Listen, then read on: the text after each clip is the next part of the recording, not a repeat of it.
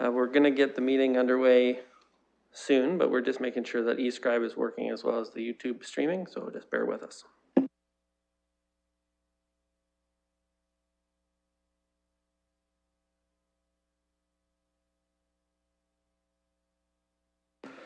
Okay, thank you. I'd like to call this first meeting of the Community and Protective Services Committee for this council year to order. I would like to say the City of London is committed to making every effort to provide alternate formats and communication supports for standing or advisory committee meetings and information upon request. To make a request for any city service, please contact accessibility@london.ca or call 519-661-2489, extension 2425. I will look to see from the committee members if there are any disclosures of pecuniary interest. Just raise your hand on the Zoom if you want to get my attention. I don't see on the screen. Okay, I don't see any. That brings us to item 1.2, which is the election of the vice chair for the term ending November 30th of next year. Who is interested in making a nomination? Councillor Lewis? Just raise your hand on the Zoom if you, go ahead. Thank you, Mr. Chair. I know that you are stepping into this role, and I know that Councillor Kayabega and myself are just coming out of terms as chairs of committees. So I would like to nominate Councillor Hillier, as I don't believe he's had a chance to vice chair a standing committee before, and give him that opportunity if he's interested. Yes, I am. Thank you very much. Okay. Any other nominations? Not sure if you can hear me, Chair. I can, go ahead.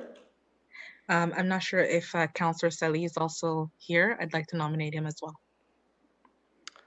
I haven't seen him on the Zoom yet.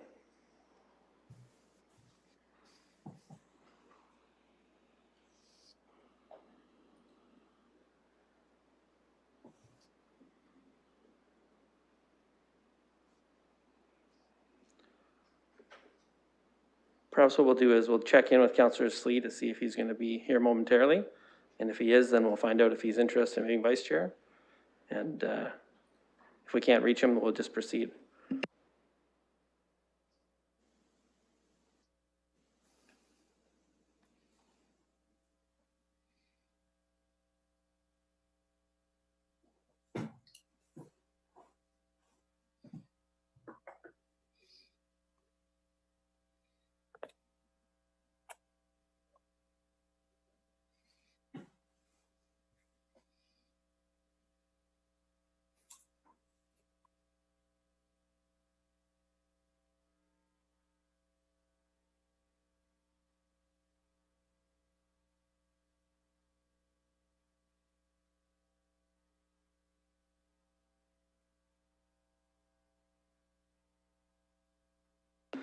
Okay, if you just bear with me, we'll just give Councillor Slee a minute, and then we'll go ahead if he's not able to be reached.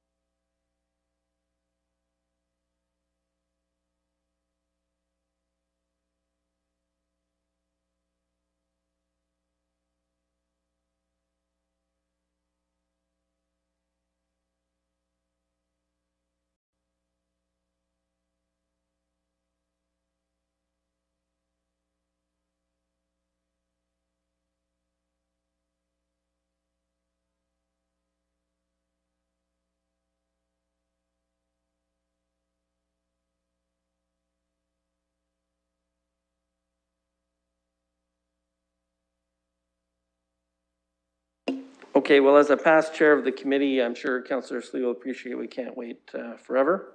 So what I'd like to do, Councillor Kaibaga, if you're comfortable with it, is to vote on Councillor Hillier as the vice chair without knowing whether Councillor Slee is interested in serving. I'm not really comfortable with nominating him in absentia. What do you think about that as a way of proceeding? That's fine, Mr. Chair. I think if I just wanted to nominate him as well, but if he's not on the call, then we can't sit and wait for him forever. Okay, so we've got a nomination from Councillor Lewis. Do you have a seconder for that? Mayor Holder? Okay, let's get that vote open.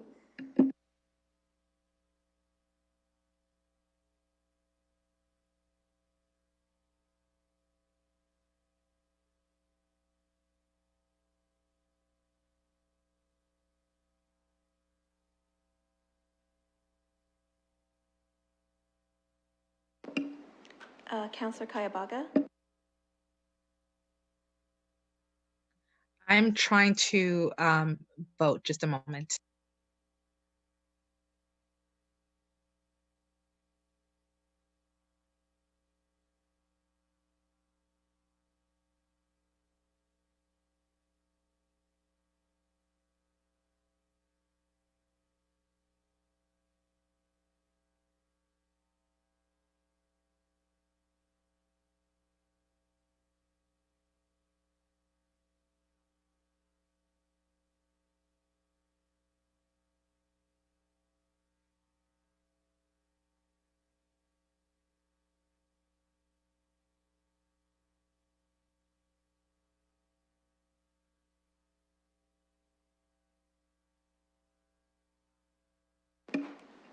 Closing the vote, the motion carries 5-0. Okay, thank you very much. That brings us to the consent items on our agenda. Several important matters. I'd just look to see a committee if anybody would like to pull any of these items for more detailed discussion.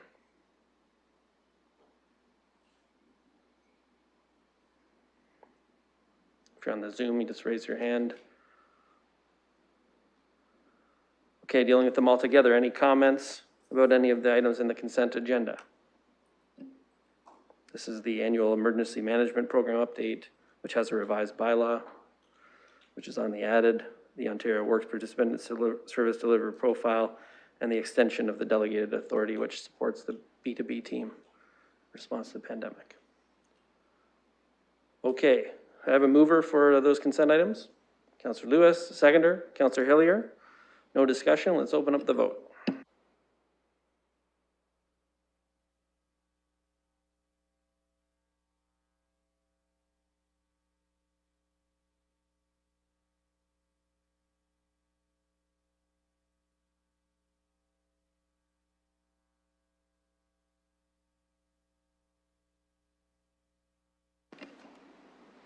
Closing the vote, the motion carries 5-0. Okay, thank you. That brings us to schedule items. We're just past 4:05. This is a delegation request to hear on the noise sound bylaw from D. Mailer. So for the delegation, you'll have up to 5 minutes. I'll try and give you a heads up when you get close to about 30 seconds. So just watch for me to raise my hand on the screen. If you don't see it, I might interrupt you while you're speaking. Go ahead.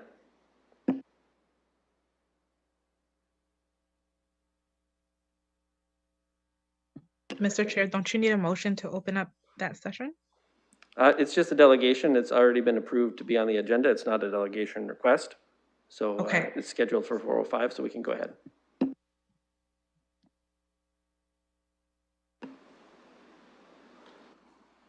Is D. Mailer in the committee room?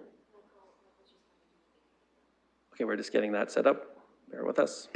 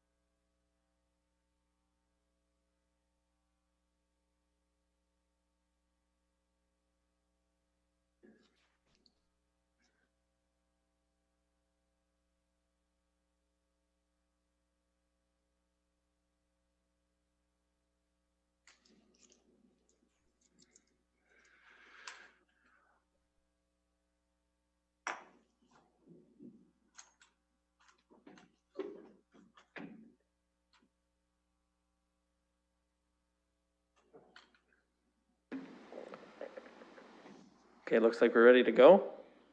Go ahead, Mr. Mailer. All right, thank you, Mr. Chair, and again, thanks to the committee for allowing us to make this presentation. My name is Dan Mailer.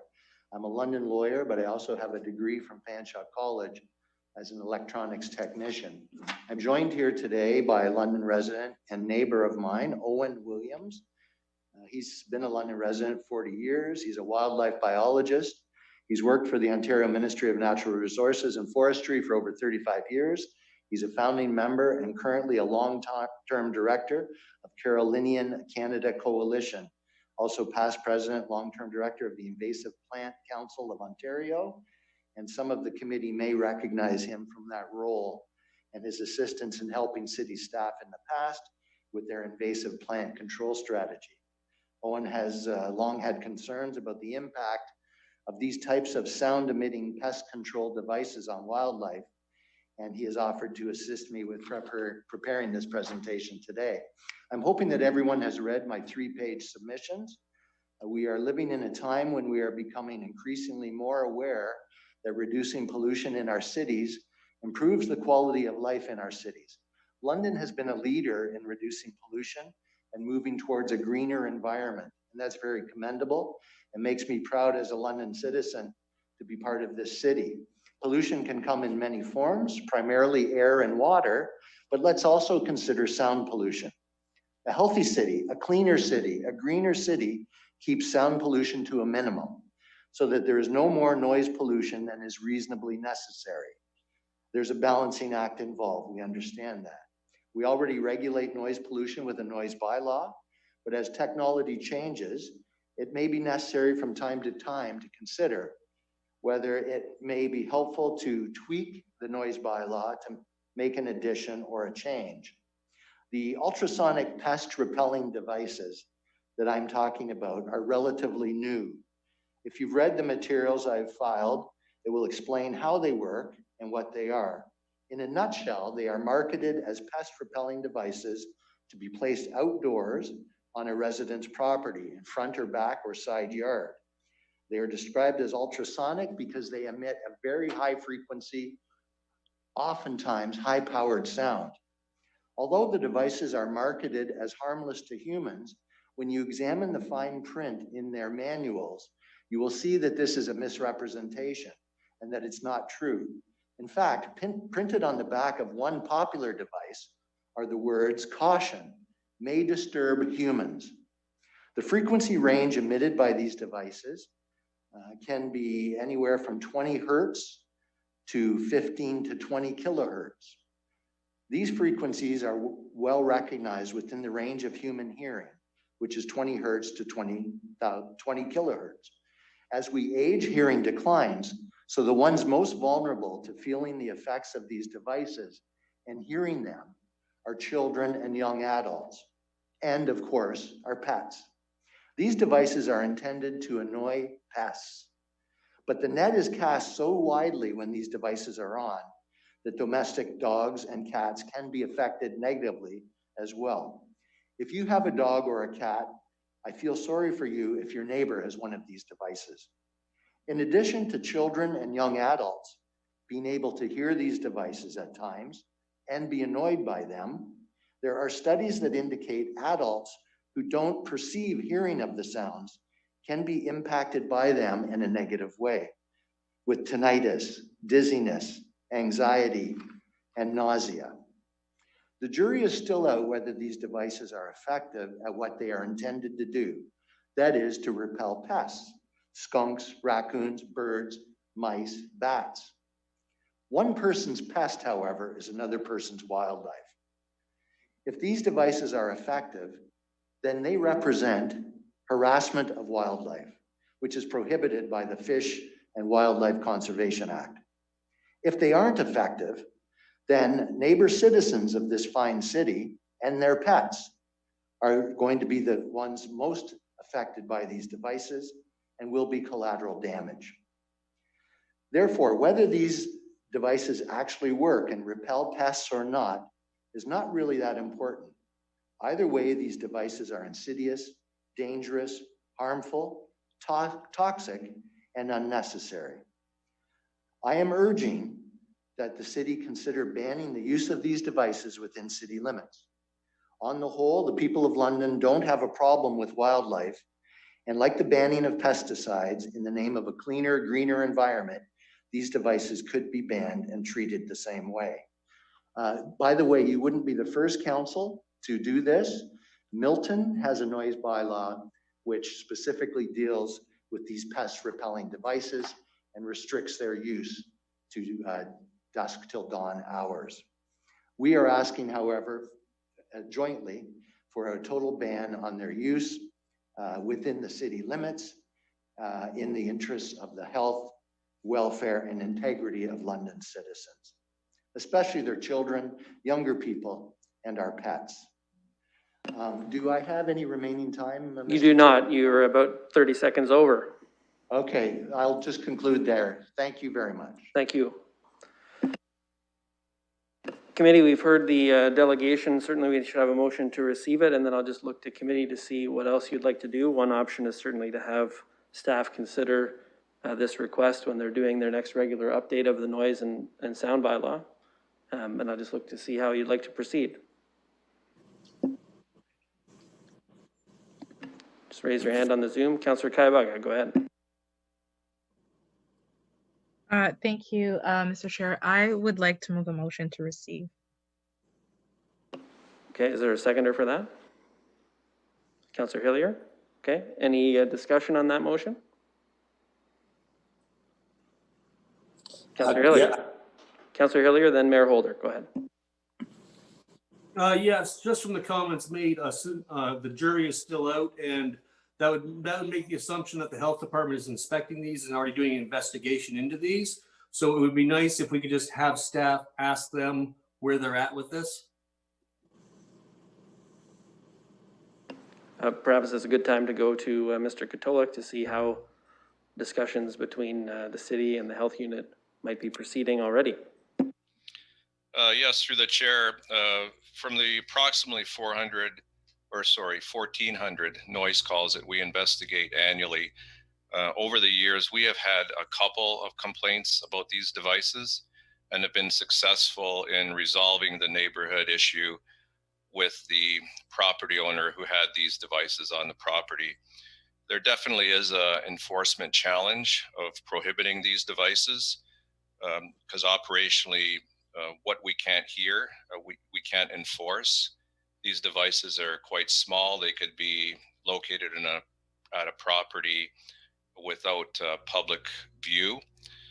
And to my knowledge, we have not had any discussions with the health units about these devices, mainly for the reason that we have resolved the handful of complaints without going to charges or any further enforcement actions over the years.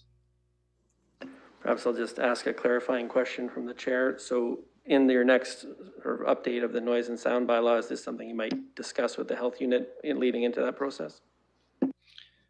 Yes, through the chair, we would, given the discussion at committee today. However, the review of the sound bylaw is probably not going to occur over the next number of years because we have a number of other bylaws that we have in the docket for review. Councillor Hillier?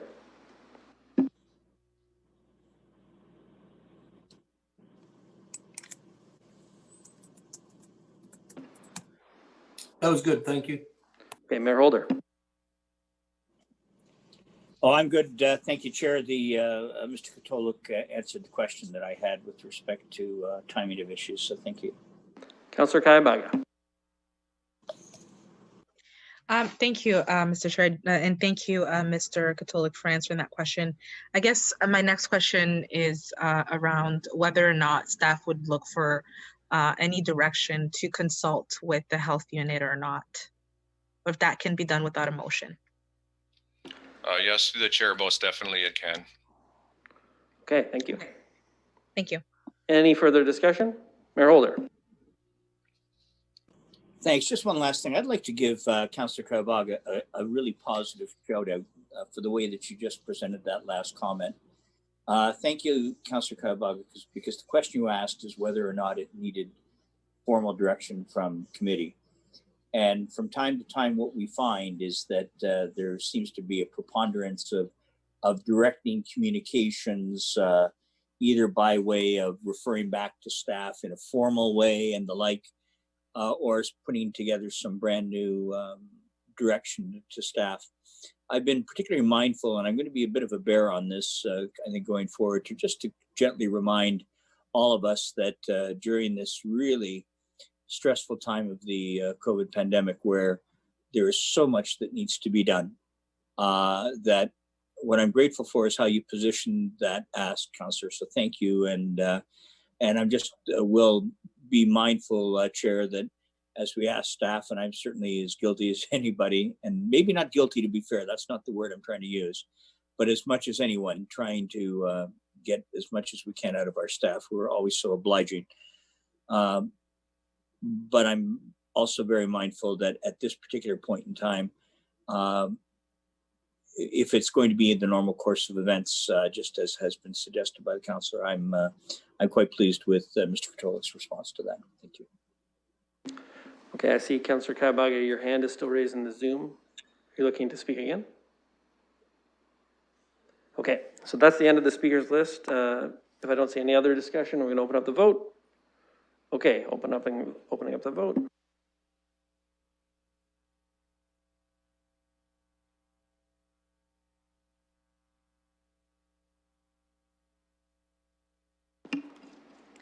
Closing the vote, the motion carries 6-0. And thank you very much to Mr. Mailer and your colleague for raising the issue and coming here today to speak to the committee. Colleagues, that takes us to item 5.1, which is the deferred matters list. And certainly we can deal with some of those matters if you want to talk about them now. But one thing I'd like to suggest for today's meeting is that we perhaps receive the deferred matters list, but then have it also on the list for discussion at our next meeting. And we can turn our minds to, is there anything on this list that we could drop? You know, something that seemed like a priority and isn't really a priority anymore. And not necessarily have the discussion right now, but deal with it at our next meeting and see if there isn't something there where we can say, you know, maybe we don't have to pursue that any further. Personally, I see a couple things on there that maybe might fit that description, but I don't know that we need to have the discussion right now, although I'm certainly open to any questions people have about the deferred matters list. So perhaps I got a motion to receive it first, and then I'll see if there's a seconder. Councillor Kabaga, is that a motion? Yeah, sure. I'll move the motion, but I also just wanted to ask a comment on some of the items that are on the deferred matters list. Okay, so I saw Councillor Hillier seconding, and then Councillor Kabaga, go ahead with your questions. Thank you. So for item such as number 2 and number 3 on the deferred matters list, specifically for number 3, this hasn't been done before. I just wondered, like, if this had been done and why it's still on the list, and if it's something that can be done quickly or later on. I don't know. I'm happy to drop that one off for now. Yeah, I think what we can do is deal with any changes to it at our next meeting when people have had a chance to think about that particular thing. I think you're talking about the implementation of cannabis legalization. Yes, I just thought we had already finalized that, but I guess we haven't. Yeah, there's just a pending report back that's waiting. That's why it's still on the list. Okay. So right now we're just moving a motion to receive, and then we'll discuss it in the next meeting. That's what the motion is right now, is just to receive it, and that's what I've suggested, is we could have another discussion about, is there something we could drop off of here? Okay. Any other questions about the deferred matters list? Okay, I see Councillor Lewis, and then I'm going to go to the Mayor Holder. Go ahead. Thank you, Mr. Chair. I'm just going to say I think that that's a really good idea for us to all review it for the next meeting. At the last meeting of the prior caps, as the previous chair, we were able to strike, I believe, if the clerks would confirm, it was 3, and the number's not important. We removed some then, but certainly I agree there's some others that have been sitting there a while, and Councillor Kaibega is quite right. We did get some information back on the cannabis implementation only a couple of meetings ago, and the question I think really becomes, do we need a second report back on that based on the information we had earlier? So that's a great item to take a look at, Councillor Kaibega. But yeah, I think there are some on here that probably have been sitting for a while. Some of them, in fact, item number 1 has been sitting there for a couple of years. So it would be good if we could maybe tidy up some of those. Mayor Holder, and then I think Councillor Kaibaga, you want to get back on the list? Go ahead, Mayor. Just briefly, Chair, just as I look through the various items on the deferred matters list, are there, is this the most current data that we have with respect to status? I see a number of them are blank. That's why I'm not, as much as I see reply dates by a certain term, I don't see really anything in the status column to indicate to me whether they've gone far enough that they can be deleted or not touched at all so that they can be deleted, or exactly where they are. Are there any insights into that might be able to be provided? I would say it is the most up-to-date list that we've got. There might be, if we ask specific questions, more details about all these different items, and I might suggest that we could park those till our next meeting. Yep, happy to do that. Thank you, Chair. Okay, any other discussion? Okay, seeing none, let's have a vote open on receiving that.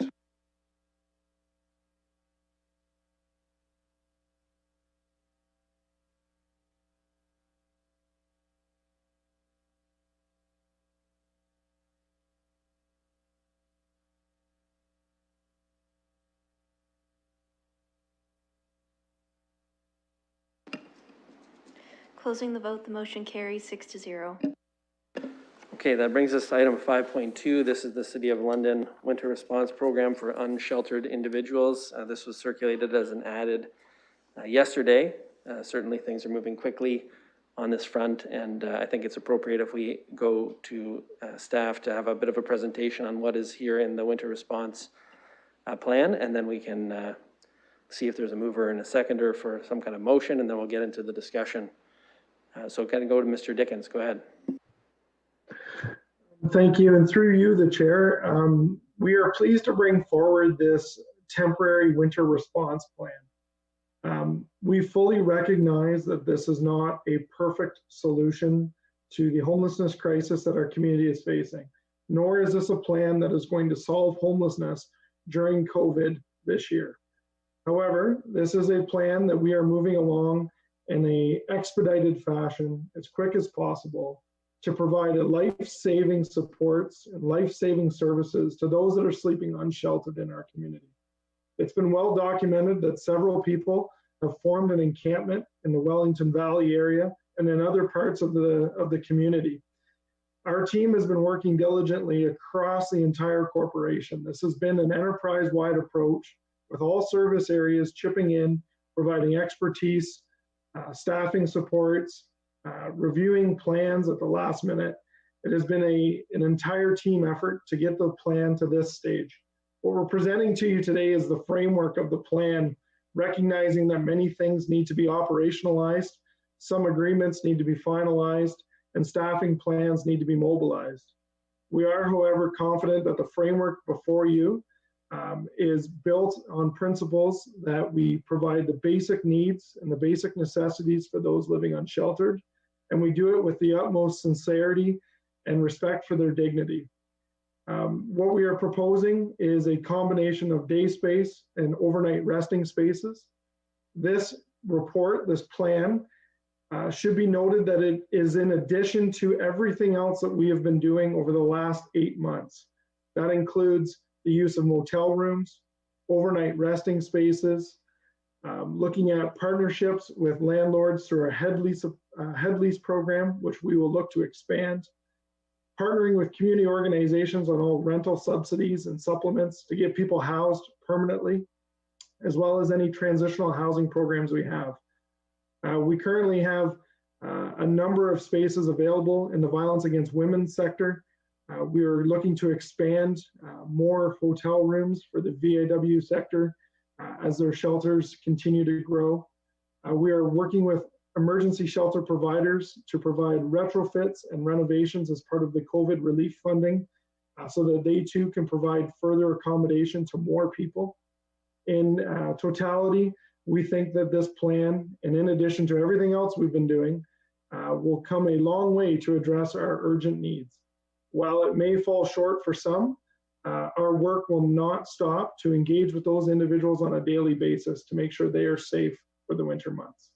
We're happy to take any questions that committee may have, and we look forward to the discussion.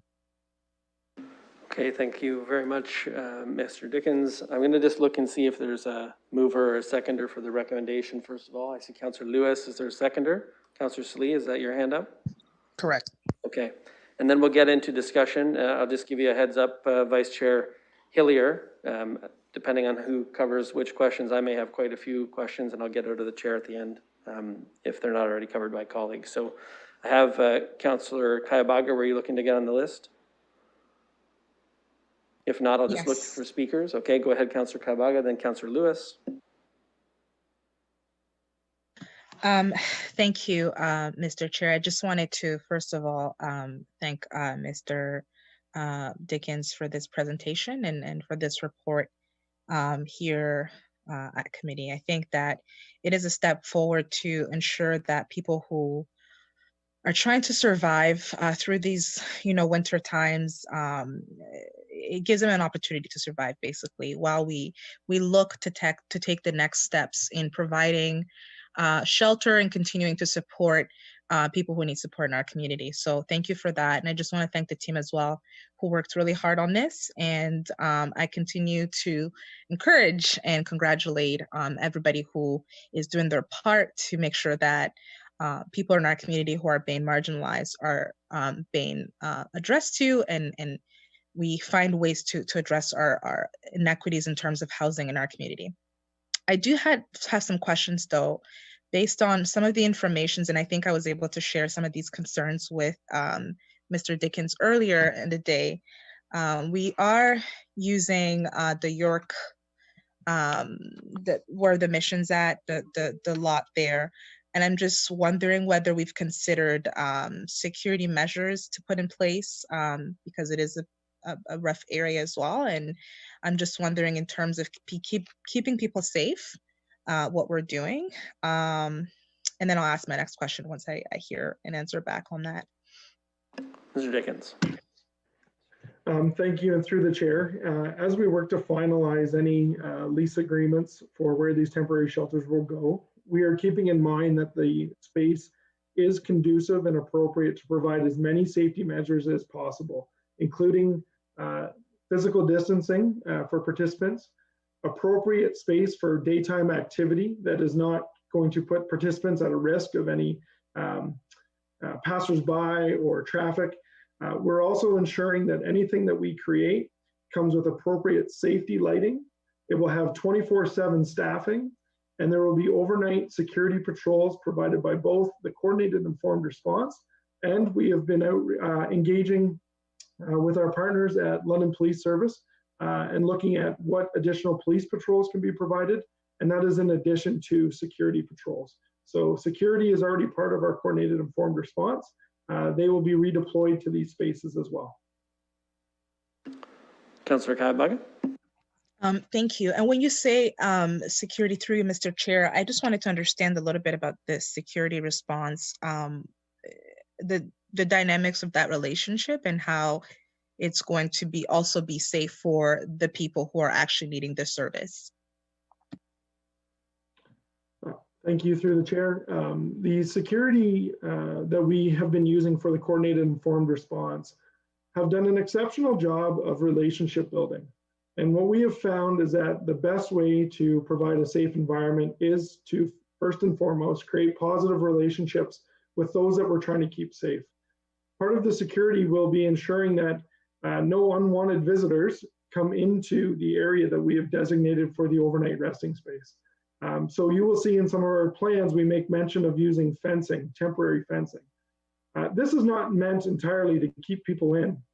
It is meant to help provide a designated space where we will activate the area, but it's also an equal part of keeping certain people out. And so our security of individuals and their safety is paramount. We have heard that countless times as we do our outreach to those that are currently sleeping in encampments. In fact, if you go down to the Wellington Valley, as some of you may have been, you will notice that people are already erecting their own fences and taking their own security measures. So we will make sure that any patrol, any outreach teams, or any security guards that are already part of our program know that and are well versed in the relationship building aspect that we've had great success with. Councillor Kayabag. Thank you so much for that information. I would like to make some last comments on that. So thank you so much, Mr. Dickens, for answering my questions. I know that I've sent you a lot of questions between yesterday and today. So I'm again, just want to thank everybody who's working really hard to continue to respond to this ongoing need. I would like to make a comment on the fact that we will also need, to continue to take all the steps forward that we need to take in order to continue to house and provide the supports that our community needs in terms of addressing the housing inequities that we're experiencing, especially during COVID, especially during the winter time. And I do know that there's quite a bit of locations that we have identified as some spaces that we're going to be using. I would discourage our staff to look to private owned lots. I think if we have partners in our community that want to provide some spaces, that's a good step, or some buildings or some units, that's a good step. But in terms of just using a lot surface, we do have our own city-owned surfaces that are large enough that we could use. So that was another concern that I had, because once we use a private lot surface, I don't understand that part as to why we're using it, and what kind of leverage do we have in what we do and what we cannot do, and who gets to decide what security does and what kind of security is there as well. So those were a lot of the concerns that I had. And just once again, want to thank the staff that are working on this, and want to continue to encourage all of us to continue to work in this direction, because this is temporary. It's not forever. And we do know that there's a lot of people who are still unhoused in our community, and who have high needs in terms of their health and in terms of their safety as well. So this is a good step forward, and I want us to continue to move in this direction in eradicating homelessness in our community. I have Councillor Lewis next, and let me know if you want to get on the list, colleagues. Go ahead, Councillor Lewis. Thank you, Mr. Chair. And through you, I'm going to pick up where Councillor Kayabega left off. And I think that Mr. Dickens answered this already, but I just want to be sure. I think he said these sites, plural, but the security measures that you were referencing, Mr. Dickens, through the chair, that's going to be in place at all sites, correct? Not just the York parking lot? Mr. Dickens. Through the chair, thank you for the question, and that is correct. Our response plan will include 24/7 staffing, adequate security measures, life prevention measures, including all fire prevention necessities that we need to install at both locations that we will have overnight resting spaces. And just continuing on that vein with regard both to the overnight resting spaces, but as well as the day resting spaces, one of the concerns that I've heard through some residents by email communication today, and I understand where their concern is coming from, is will the city and the staffing that's in place also be addressing concerns around, for example, additional litter, garbage collecting in the area, things, unfortunately, sometimes we know these sites start to result in more uncollected needles that have been disposed of and things like that. So will we have staff working to ensure that these areas are kept clean from a property standards perspective? Mr. Dickens. Thank you through the chair. We plan that this intervention will be successful to the point where we will be able to redeploy some of our coordinated informed response cleanup services away from traditional encampments, because those folks in encampments will be accessing these spaces. While we know that may not be everybody, we know the volume is anticipated to go down in those encampments. Therefore, we will be using our coordinated informed response resources to help with site cleanup. It's certainly something that is top of mind for us with the other interventions we've put in place since March, but it is a recognition that as we operationalize these sites, part of trying to contain the locations is also trying to contain some of the activity or some of the debris that may be in the community. When there are issues outside of our area, we will enact our community partners as we always do for any site cleanup concerns that may arise. We'll also be looking to establish a dedicated project team once this is operationalized that has dedicated site leads at each location and project management lead contact, a single point of contact at the City of London.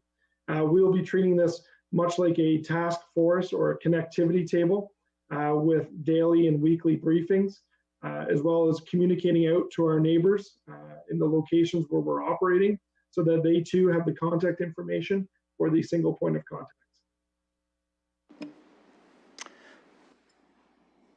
Great. So I want to follow up on something you just said there because it's very important to residents in the area, and they've expressed certainly to me over the last 24 hours some frustration about the lack of consultation or information ahead of time. And I certainly recognize that your staff was moving quickly, and this is a rapid response to a problem that's here today. I mean, all anyone has to do is look out the window, and it's very clear winter is arriving in London, and we need to do something. But that point of contact information, besides our partners, will there be some mode of communication sent out to residents in the immediate areas? And I'm thinking in particular residential neighbors, but also, of course, there may be some local businesses who have some questions, concerns, may see some emerging concerns as these sites are operationalized. So will that single point of contact be made available and communicated to those folks as well? Through the chair, we'd be happy to work. Actually, part of our team across the city here that has been planning this is our communication partners, and we'd be happy to work with them as well in terms of a proactive communication plan. Proactive, I recognize the plan is before you now, but we will reach out to those neighbors. We'll certainly make ourselves available if there are any concerns. But I do want to note that the locations selected for this winter response were not by happenstance. In fact, they were quite strategic to reflect where people are already congregating or sleeping unsheltered, or where there are issues in the community.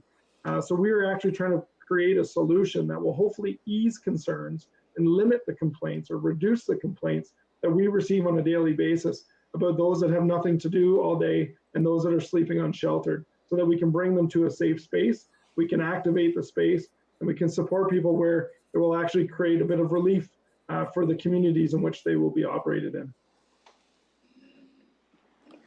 Okay, that's great to hear, and certainly I think residents would really appreciate some proactive communication so that they can, share with you concerns or get information from you that will help them understand what's happening.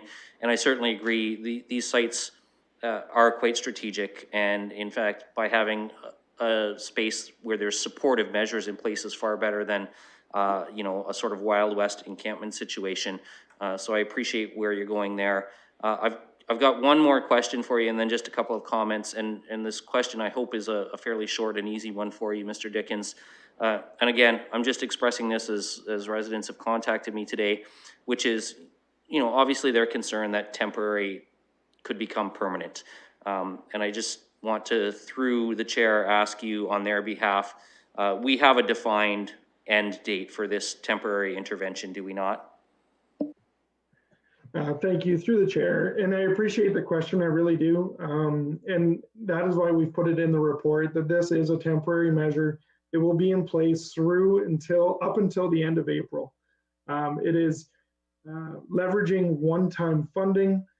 We know that this will exhaust a lot of staffing resources in our community.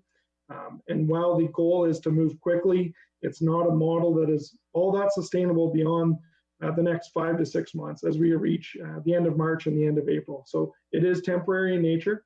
We will start planning as soon as we mobilize this plan for what the transition period will look like. We've had some tremendous success with landlords coming forward wanting to partner with us and community organizations stepping up to help fill vacancies in the community. So we will work very actively every single day to start to transition people out of our temporary emergency response into more transitional and hopefully permanent housing options. Wonderful. So I'm just going to wrap up just with a couple of comments here. Colleagues and even members of the public who might be watching, Is this a perfect plan? No. Is this a long-term solution? No.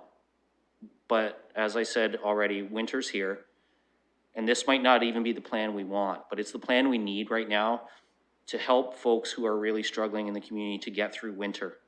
And even with this plan, I think it's really important everybody understand and not be under any illusion. There are still going to be folks sleeping unsheltered in the community, and they have some really complex and difficult problems to overcome.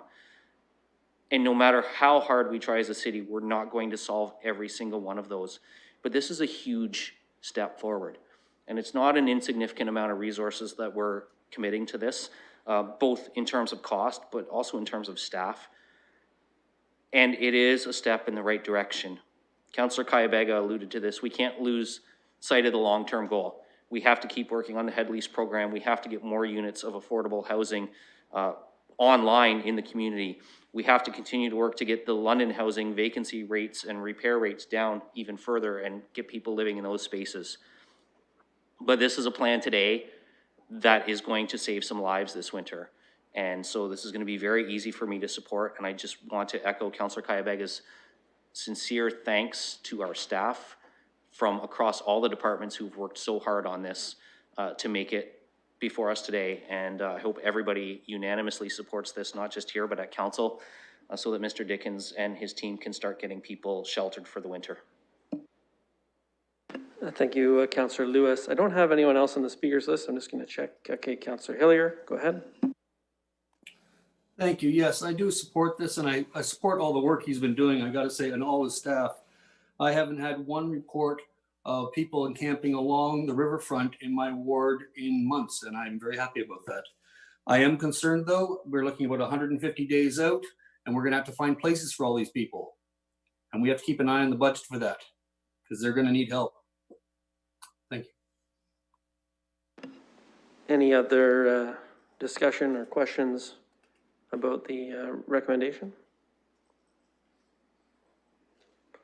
Okay, if not, I'm just going to turn it over to Councillor Hillier. There were a couple things I wanted to ask about that didn't get covered, although many of them did by colleagues. I call on Councillor Hilmer. Thanks very much. So Mr. Dickens, I wonder if you could just give us a sense, the capital budget for the winter response is kind of summarized in the report. I wonder if you give us a sense of what exactly that capital funding is going to be used for and how it might be deployed over the next couple of weeks. Certainly, and through the chair, the capital budget is predominantly going to cover the cost of the heated enclosures, so the portable trailers. There will be some capital costs for any remaining on-site retrofitting. This may include dedicated hydro hookups. We are going to make sure that some units are accessible, so we will be constructing ramps, constructing stairs for others. We want to make sure that we've been working with our ITS department internally, looking at the making available any IT supports or equipment that may be required as well. The budget that's presented before you is very conservative. It is more of a worst case scenario budget. In fact, our conversations over the weekend and then the last 24 hours have indicated some of those costs are in fact coming down. But we do want to build in certain contingencies because we've never done this before at the City of London. And we're going to do the best we can. So we wanted to put before you a budget that was very conservative and reflected the worst case scenario in case we encounter any surprises along the way.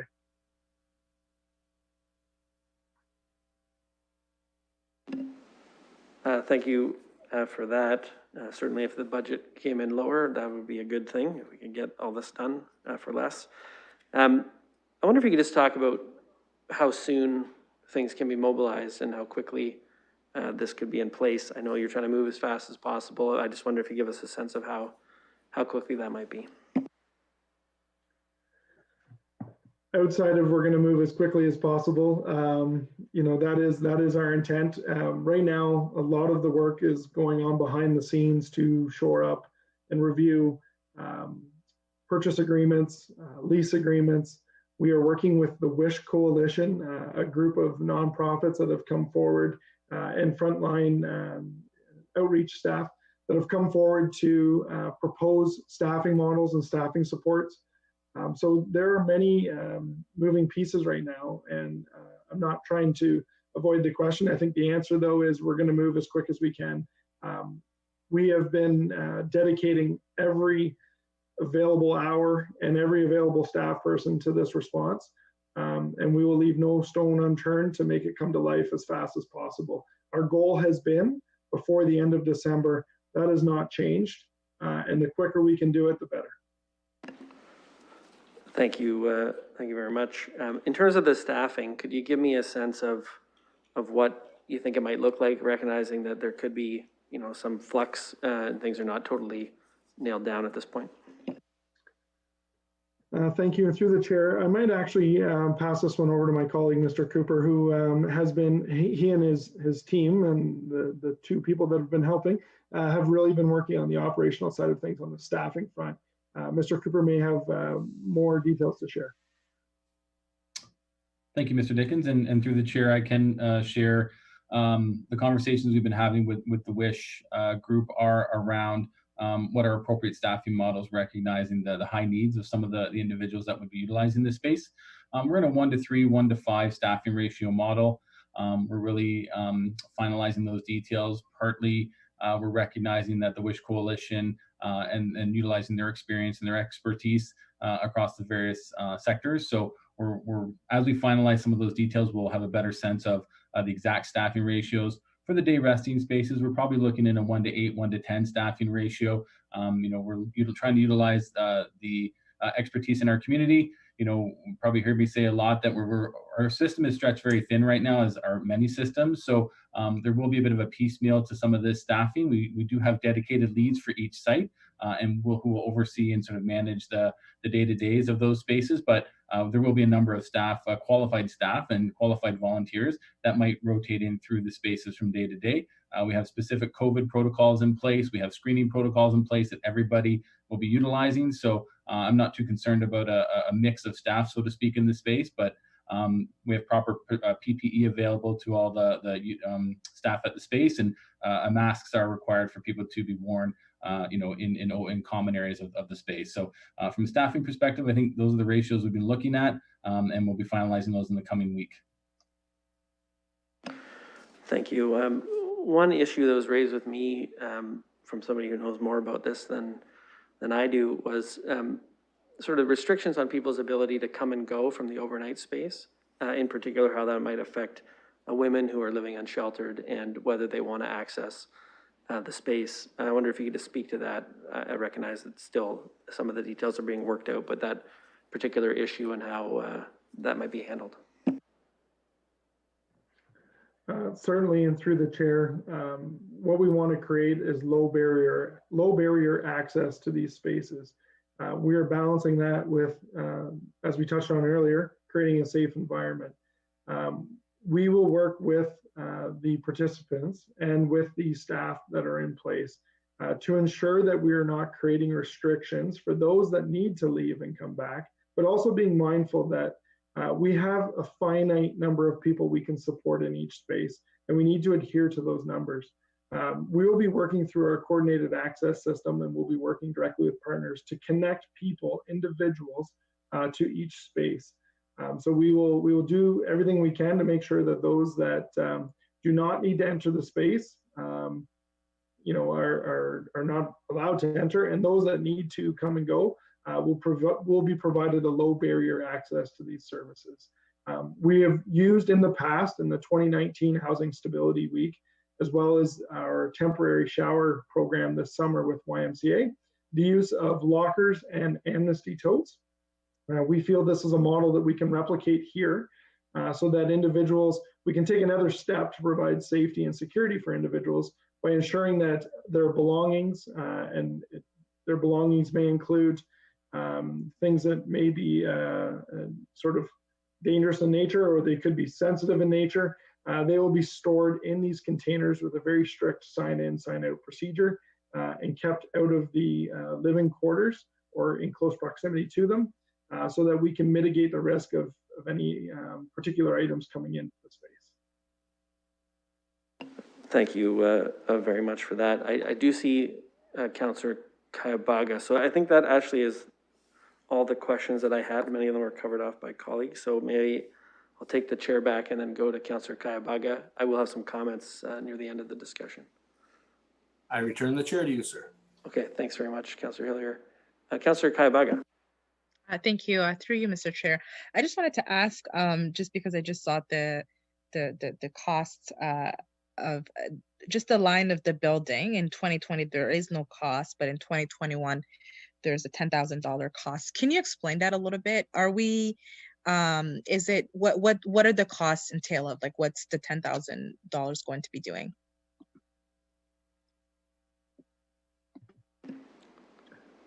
Thank you. And through the chair, I'm going to pass that over to Mr. Cooper to speak to it. I wouldn't want to hazard a guess on this one other than it would be some retrofitting around accessibility needs. Thank you. And through the chair, yeah, that's correct. The building costs and those 2021 costs were specific for the day resting spaces and any potential costs that may come up. It wasn't anything specific. There might be some damages that occur as a result of utilizing this space.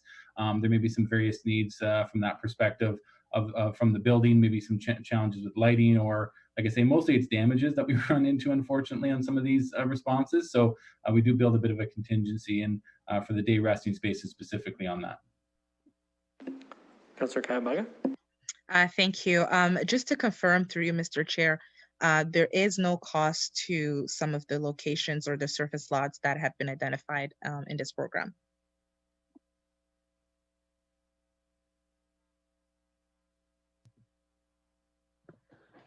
Through you, the chair, there will be costs associated with some of the properties, some of the sites.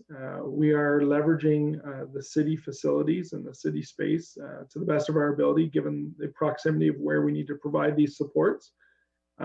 We are building in contingencies, though, within those city spaces into all of our operating costs, but there will be costs associated with some of these facilities, including the purchase of the trailers. Sorry, Mr. Chair, sorry, I'll wait till you let me speak. Go ahead. Thank you. So just, I feel like I just want to ask my question a little clearer so that I can get a better answer. With the private surface lots that we will be or are considering using, are we paying any fees to the landlord or the person who owns those surface lots? Through the chair, through the chair. Yes, we will be entering into a lease agreement for that space. What is advantageous to us is that that is a surface level parking lot that has not been actively used by the public. There are several surface level city parking lots that through our research and our investigative work leading up to preparing this plan seem to be well used and well populated. The space that we're aiming to use is close to other social service agencies, emergency supports, and resting spaces. So it is conducive for us to be able to staff it appropriately, but there will be a cost. Councillor Kayabaga. Thank you. I think this brings me back to my original concern that I was mentioning earlier. I'm curious to understand as to why we're outsourcing these spaces when we also have city-owned surface lot that we can use. For example, the one on Horton or Thames Street. I just wonder why we are taking this route. We have some that are near all these services that we can use that are city owned, and we don't have to incur cost on those, but yet we're choosing this option. And I think that's where my confusion came from this initiative. And it's a concern of mine. And I do not believe that we do need to use the surface lots that are private and we have to pay for them when we have surface lots that are city owned that we can use. So I don't know let's hear from our staff members as to why this cannot be switched around. I would be happy to entertain a motion that could direct looking to use our personal lots to also save cost because we're in the middle of a pandemic as well. So I caution that we would need to use our surface lots to be able to save costs on that, so that we can perhaps have more money to use for more units perhaps, or more services that the people who need it most could be able to use. Mr. Dickens. Thank you through the chair. As I mentioned, there appears to be no empty city-owned parking lots. While there may be revenue generated in those parking lots, overtaking them would certainly create a ripple effect somewhere in the system. The cost associated with leasing a surface level parking lot from a private owner represents roughly 3% of our overall project cost. We are leveraging federal and provincial one-time dollars to fund this program almost completely. So the project cost, while not insignificant, represents about 3% of the overall project cost. The location is currently close to other social service supports. It is close to be able to leverage other staffing models. It is in close proximity to showers and laundry facilities. And it meets the needs of those that are currently sleeping unsheltered, sleeping rough or in doorways in the immediate area. So we felt that by doing our due diligence to look at all public parking options, that a privately owned parcel of land in the area that we need to support people close to other services was our best choice. The landlord has been a very willing partner. And as I mentioned, the cost is reflective of about 3% of the project. Councillor Kayabega. Thank you again, Mr. Chair. Just through you, just to confirm that the two surface lots that I mentioned are not available to be used right now. Mr. Dickens. The City of London surface level parking lots are currently in use and well populated at this time. Councillor Kayabega. I don't have any further questions or comments right now. I still think that in terms of saving costs, it would be smart for us to use our own surface lots, and we could look into figuring out how we can do that. Sorry, I don't have anyone else on the speakers list. Just looking to make sure that's still the case. Okay, looks like it is. I just want to say a couple of things from the chair about the plan. So it feels like a long time ago. I don't know if this is the pandemic or what, back in October when we were having some conversations about what could be done heading into winter above and beyond whatever else was underway. Lots of great initiatives already happening through the Core Area Action Plan, the Housing Stability Plan, the pandemic response. You know, what else could be done as we're heading into winter? And I want to say thank you very much to Mr. Dickens and Mr. Cooper and Ms. Kramers, the whole team who've been trying to work on this in partnership with many of the agencies in the community. It's not easy to try and figure this stuff out while you're already working over capacity, frankly, in an emergency situation dealing with multiple overlapping crises. And I wanted to recognize that it's quite a lot to turn this around in a relatively short period of time. I want to echo what Councillor Lewis said, which is, like, is this a perfect plan? No, it's definitely not. And I think we're dealing with imperfect solutions to really difficult problems. And, you know, I think we have to recognize that and have our eyes kind of wide open. But we have very serious issues right now facing people who are living unsheltered out there in the community. You know, I represent a ward where there are people living in parking lots and in people's doorways. They're running into constant conflict with people who would rather they not be there. There are people who are being displaced from the few places they can find to stay regularly, losing their stuff, living in fear, really worried about what's going to happen to them later that day or the next day. If they're going to overdose, are they going to make it? We have some really serious problems facing people who are living unsheltered right now. And so the need to act quickly is really is really important. And the need to try and do it as effectively as possible, I think, is equally important. And I know we're not going to get everything right as we're trying to work through this, but I see a lot of things in this plan that I think are good. One is it's 4 different locations, and it's day space for people during the day and also some spaces overnight. And I think that's really meeting the really crucial needs. The lack of places to go during the day has been really difficult for people. You know, it means that they have to spend much more time outside, much less time inside, out of the elements. And in the summer, that's kind of tolerable, but in the winter, it's just not. And the need for more overnight space, I think, is very obvious. We have a lot of people out there, either down in Wellington Valley or in pockets here and there. At one point during the Queen's Park encampment, we had 42 people staying in that encampment. Now, one of the things that was good about that encampment was half of those people, just over half of those people, moved into housing. And I think that was a really good outcome. And there was some value in having a stable encampment where we could get to know people and the staff could have an easier time finding them, and you could build the relationship that's necessary to get people into the services that they need when they're ready to go.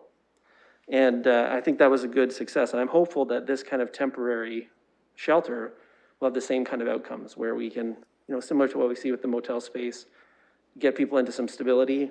You provide them with a better place to stay than trying to find their own spot outside. And then you can start to build that relationship that gets the referrals, gets people into a more permanent situation that's going to be workable. I'll tell you that the one location that's in McMahon Park, I have heard since the plan came out yesterday, I've heard from a lot of residents up and down that area along McMahon Street. I'd say they're sort of in 3 camps right now. First of all, everyone is kind of surprised, right? And they're reacting partly out of surprise. Some people are pretty strongly against this idea. They don't really like it, and I don't think they would ever really support the idea of having something in this location. Some folks they recognize the need to act quickly, and they want to do something to help people. They're okay with it being in this location, kind of begrudgingly, but only if it's temporary. You know, they don't want this to be a long-term thing where it goes on for years. They can see the need to act right now during the pandemic, but they're not really supportive of it being long-term. And then there are some people who are very enthusiastic about this plan, and they think it's a good location, and they see the need for it right now. And I know more people are going to find out what's going on, what the plan is. People understandably have a lot of questions. You know, what is going to happen? How exactly is this going to work? Who do we contact? And I want to say I can understand where the fear comes from, but we really have to focus in on the most important stuff that's right in front of us right now, the real problems we got to deal with right now. And that's definitely, how do we make the lives of people who are living on shelter right now better? How do we keep them alive through the winter? How do we give them a place to live with some dignity that's better than the options they've got right now? So, you know, I think sounds like there's a lot of support on the committee for this plan. I hope there's similar kind of support at council. I think if we do go ahead with it, I think we have to be open to the fact that some things might not work out and we might have to make some adjustments. But I'm glad that we are moving quickly. We're trying to do something additional on top of everything else. And I think this is headed in the right direction. So those are my comments. I still don't see anyone on the speakers list, but I do see the mayor. Mayor, is there anything you wanted to add? No, I think that that covers it very well. I appreciate that, Deputy Mayor. I support this fully. I'm confident council will as well. It's this is too important. We're in spectacularly challenging times, not just because of the season, but because of COVID and all the things that we need to deal with. And what I appreciate what staff have done is that they're tackling this head on. No one's shying away from this critically important issue. And as we work towards some permanent solutions, I think that will, I think this will go a long way to helping us work through the winter. So I'll add my thanks to staff. Thank you, Chair. Okay, thank you. You had me double checking to see if Councillor Morgan, Deputy Mayor Morgan had joined, but I don't see him.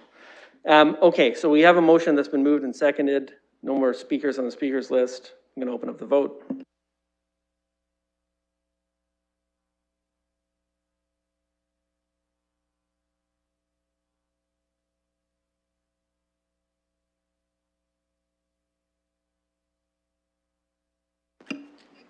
Closing the vote, the motion carries 6-0. See if there's any additional business. I don't see any. So I wanted to raise one item for committee to consider, and this is about our next meeting as well. And that is, in addition to having a discussion around the deferred matters list, having a discussion at the committee level about what our priorities are going to be for the year. You know, we have a lot of really important matters that come to this committee. We have a lot of things underway already that are going to be coming forward in the next year. Members who've been on the committee before know kind of what's in the pipeline and what will be coming forward very well. But I do think we're in a difficult situation right now where we got a lot of competing priorities. We got a lot of things that are going on within the civic administration, and frankly, limited capacity to do everything. And so I think having a discussion as a committee might be useful to just kind of surface amongst ourselves what is it we really want to focus on. And if people are interested in that, I'll put it on the agenda for our next meeting. We can have a discussion then. So I'm just raising it as a item here at committee. I don't think we really need any motions about that, but let me know if you're opposed to that. I'd like to know now. I don't see any opposition. Okay, do I have a motion to adjourn? Councillor Lewis, seconder. Councillor Kaibaga. All those in favor, we'll do a hand vote. Okay, meeting's adjourned. Thanks very much.